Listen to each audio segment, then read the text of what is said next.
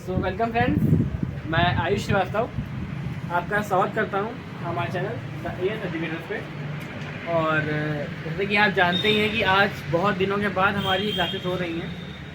कुछ कारणों की वजह से मैं आप लोगों को वीडियो प्रोवाइड नहीं करा पा रहा था और यही कोई 22 लेक्चर्स हम लोगों के हो पा रहे थे, उसके बाद से क्लासेस बंद हो गई थी। लेकिन अब उसी के आगे से, उसी क्रम में जो लगभग हम लोगों ने 6 चैप्टर कंप्लीट कर लिए थे, उसके आगे से जो हम लोग स्टडी किए थे अपना, उसमें कंटिन्यू करेंगे। और अब यहाँ पे मैं यही आशा करूँगा कि कोई भी गैप आप लोगों का ना हो और रेगुलर आप लोगों को वीडियो मिलती रहे।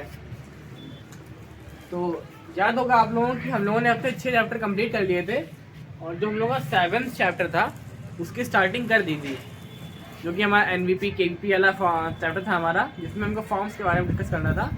और उसी के क्रम में हम आगे बढ़ेंगे और जो 22 लेक्चर हमारे पूरे होने के बाद जो हमारा लेक्चर नंबर 23, जिसको मैं लेके आज यहाँ पे आया हूँ और उसको यहाँ पे कंटिन्यू करेंगे आगे। और इसमें हम आगे बात करेंगे हमारी कैपिटल एडिक्वेसी के बारे में, ठीक है। इसी चैप्टर में जो हम लोगों का आगे की चीज़ बची हुई थी, जो पढ़ना रह गया था, उसकी यहाँ से शुरुआत करेंगे। और उसका जो नाम है हमारा, वो क्या है हमारा, कैपिटल एडिक्वेसी। तो जानते हैं कि ये कैपिटल एडिक्वेसी होती क्या है। तो देखिए, सबसे पहले तो जो कैपिटल एडिक्वेसी है उसको हिंदी में कहते हैं पूंजी पर्याप्तता। उसको यहाँ पे लिख के दिखाता हूँ मैं आपको। तो देखिए, कैपिटल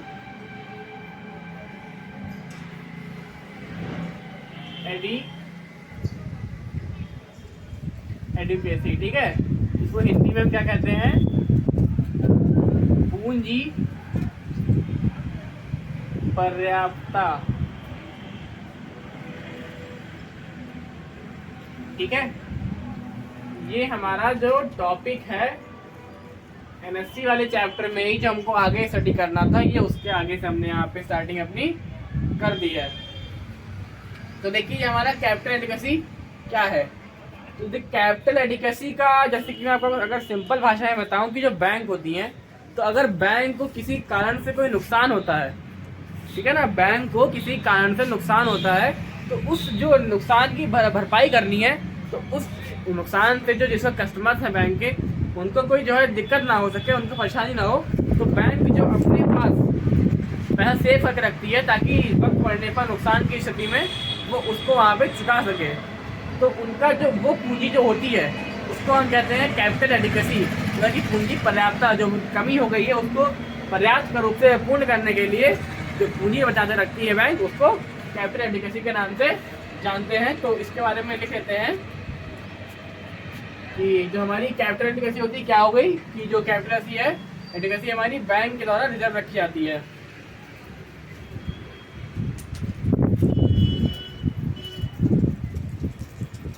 एक बार मैं वीडियो चेक कर लूँ, दिख रहा है क्लियर।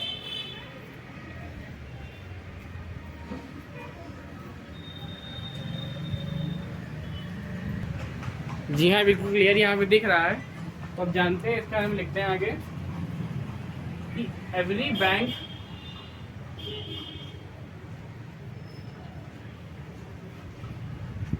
क्योंकि प्रत्येक बैंक होती है, प्रत्येक बैंक में इस चीज़ को अपना जो उनका प्लान होता है फ्यूचर के लिए, उसके लिए सोच रख के चलते हैं कि एवरी बैंक कैप रिजर्व, ठीक है। अब अपने पास सोच रखते हैं, कहाँ से होता है ये, जो उनका खुद का फंड होता है, cap reserve from own fund,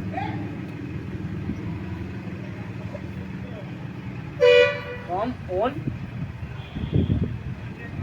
fund, ठीक है। इसलिए टू ऑफसेट, जो फ्यूचर में दिक्कत होने वाली है उन सभी को दूर कर सके।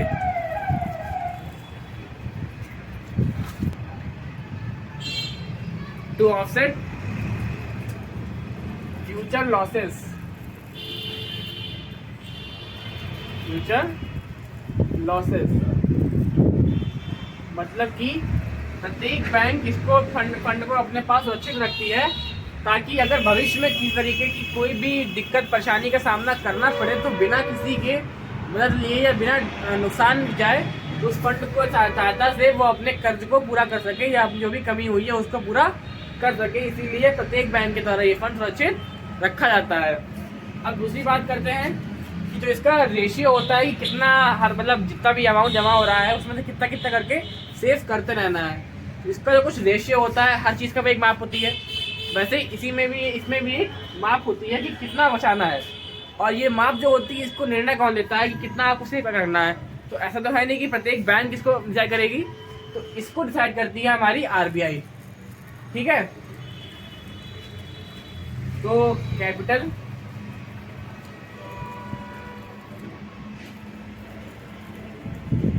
Adequacy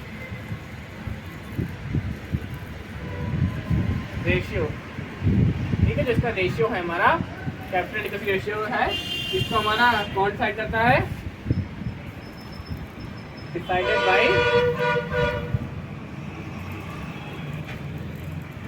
RBI। ये हमारा RBI निर्णय लेती है कि इसमें जो रेशियो रहेगा हमारा वो क्या रहने वाला है। ठीक है, और एक बात और है, जिसका रेशियो होता है उसको हम जानते हैं CAR के नाम से।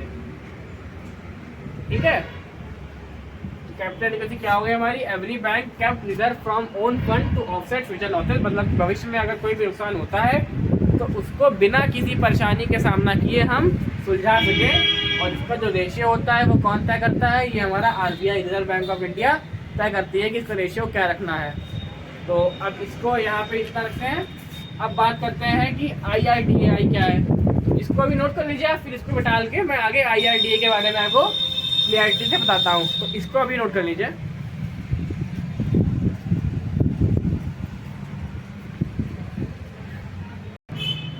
तो मैं उम्मीद करता हूँ कि उतना आप सभी ने नोट कर लिया होगा। अब यहाँ पे हमको जो अपना अगला टॉपिक है उसके बारे में जानना है, वो है हमारा IRDAI। ठीक है, IRDAI।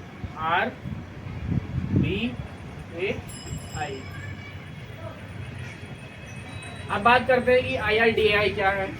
तो सबसे पहले जो आता है इसकी फुल फॉर्म हमारी क्या होती है।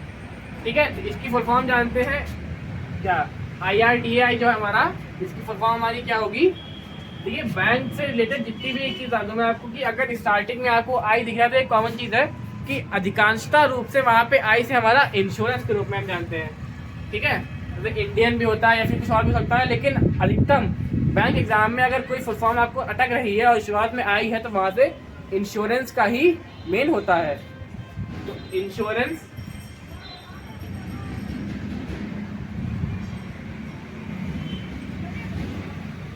Regularly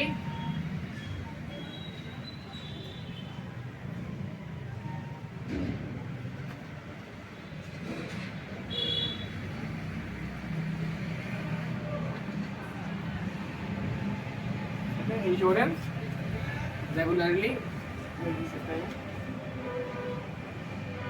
and developer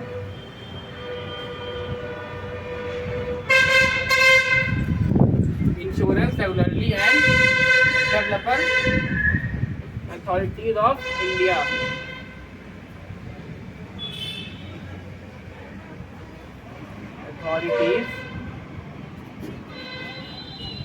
of India. ठीक है, तो ये हमारी IRDAI की फुल फॉर्म हो गई। अब एक बार चेक कर लेते हैं कि दिख रहा है क्लियर। जी हाँ, एकदम स्पष्ट रूप से दिखाई पड़ रहा है।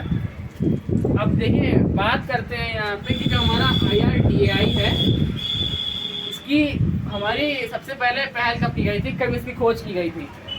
ठीक है, इसका फाउंड कब किया गया था, इसका फाउंडेशन, इसका फॉर्म कब है, तो लिखेंगे यहाँ पे हम।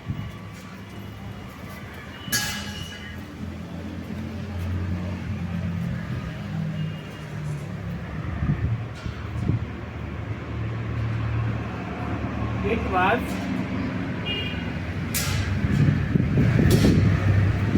formed in 1999।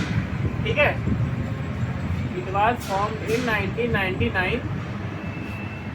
अब इसमें कौन सा उस समय हमारा एक्ट था, अंडर IRDAI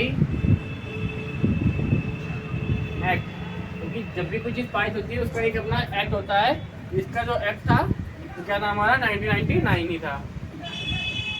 तो इसमें ज़्यादा कुछ याद करने की जरूरत नहीं है, इजी ऐसी चीज़। अब देखिए बात करते हैं कि इसका हमारा हेड ऑफिस कहाँ पे है। तो इसका हमारा जो हेड ऑफिस रहने वाला है वो है हमारा हैदराबाद में, हैदराबाद में। अब जो हमारी IRDAI होती है ये हमारी एक स्टैट्यूटरी बॉडी होती है, ठीक है।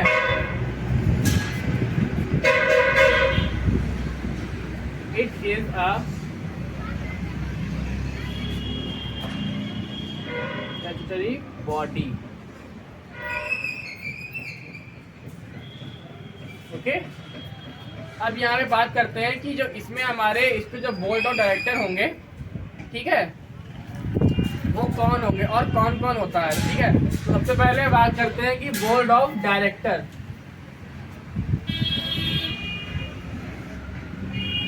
बोर्ड ऑफ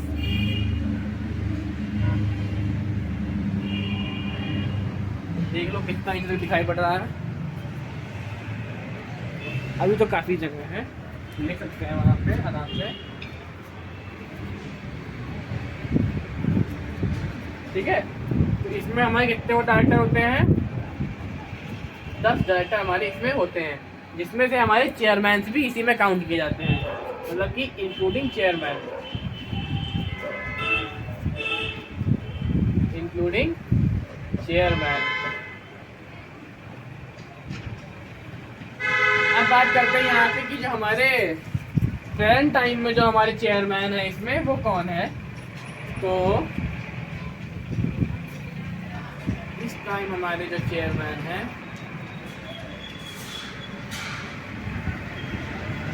वो है हमारे कौन, दीपाशीष पांडे, ठीक है, दीपाशीष पांडे, ठीक। अब यहाँ पे जो बात करते हैं कि जो हमारा IRDA है ना, IRDAI है ना, ये भारत के अंदर एक परमानेंट इंश्योरेंस का जो सेक्टर होता है उसके रूप में इसको जाना जाता है। कि इंश्योरेंस के रूप में जो सेक्टर है यह एक रेगुलर सेक्टर है इंडिया के अंदर। It is a regular, it is a regular insurance sector in India,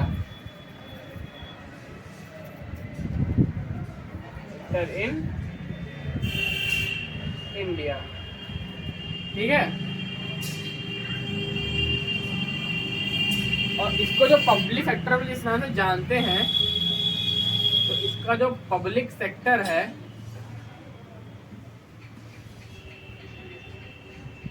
ठीक है, जिसका पब्लिक सेक्टर है इसका हमारा, उसको हम किसके नाम से जानते हैं, लाइफ इंश्योरेंस कंपनी के नाम से, ठीक है, लाइफ इंश्योरेंस कंपनी, जिसको हम LIC के नाम से भी जानते हैं। एक काफ़ी कॉमन वर्ड जिसको सभी ने सुना होता है लगभग, LIC के नाम से इसको हम जानते हैं, LIC, ठीक है। अब इसमें कुछ और पब्लिक सेक्टर्स भी होते हैं हमारे, जिसके बारे में हम अपने अगले लेक्चर में डिस्कस करेंगे, क्योंकि वीडियो को मैं ज़्यादा लंबा नहीं बनाऊंगा। तो देखिए ये हमारा काफ़ी दिन के बाद हमने आज क्लास अपनी ली है, लेकिन अब इसी क्रम में रोज़ सुबह 9 बजे आपको क्लासेस मिलती रहेंगी और कोई भी गैप अप नहीं होगा।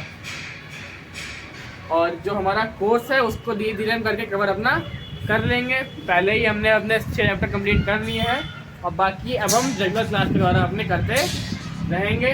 तो ठीक है, इसको भी अपने कॉपी बच्चे आप नोट कर लीजिए और फिर मिलते हैं अपने कल के लेक्चर में। और वीडियो अच्छी लग रही है तो प्लीज़ वीडियो को लाइक करें, शेयर कीजिए, और चैनल को सब्सक्राइब नहीं किया है तो प्लीज़ सब्सक्राइब कर लीजिए। Okay, thank you, thanks for watching.